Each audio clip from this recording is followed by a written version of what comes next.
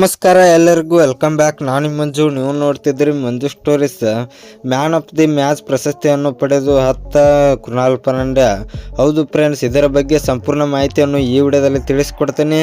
ಅದಕ್ಕಿಂತ ಮುಂಚೆ ನೀವು ಇನ್ನೂ ನಮ್ಮ ಚಾನಲನ್ನು ಸಬ್ಸ್ಕ್ರೈಬ್ ಮಾಡಿಲ್ಲ ಅಂದರೆ ಈ ಕೂಡಲೇ ಸಬ್ಸ್ಕ್ರೈಬ್ ಮಾಡಿ, ಹಾಗೆ ಪಕ್ಕದಲ್ಲಿರೋ ಬೆಲ್ ಐಕನ್ ಪ್ರೆಸ್ ಮಾಡಿ ಆಲನ್ನು ಸೆಲೆಕ್ಟ್ ಮಾಡಿ. ಹೌದು, ಕೃಣಾಲ್ ಪಾಂಡ್ಯ ಅವರು KKR ಮತ್ತು RCB ಪಂದ್ಯದಲ್ಲಿ ಮ್ಯಾನ್ ಆಫ್ ದಿ ಮ್ಯಾಚ್ ಪ್ರಶಸ್ತಿಯನ್ನು ಪಡೆದುಕೊಂಡಿದ್ದಾರೆ. ಕೃಣಾಲ್ ಪಾಂಡ್ಯ ಅವರು ಬೆಂಕಿಯಾಗಿ ನಮ್ಮ RCB ತಂಡದ ಪರವಾಗಿ ಬಾಲಿಂಗ್ನ ಮಾಡಿದ್ರು. 3 ವಿಕೆಟ್ಗಳನ್ನು ಪಡೆದುಕೊಳ್ಳುತ್ತಾರೆ. ಕೃಣಾಲ್ ಪಾಂಡ್ಯ ಅವರು ಸ್ಟಾರ್ಟಿಂಗಲ್ಲಿ ಫಸ್ಟ್ ಓವರ್ ಬಂದಾಗ ಕೇವಲ 2 ಬಾಲ್ಗಳಲ್ಲಿ 10 ರನ್ನನ್ನು ಬಡಿಸಿಕೊಳ್ಳುತ್ತಾರೆ. ಆವಾಗ ಎಲ್ಲರೂ ಕೂಡ ಕೃಣಾಲ್ ಪಾಂಡ್ಯ ಅವರು ಎಳೆಯಿಸುತ್ತಾರೆ.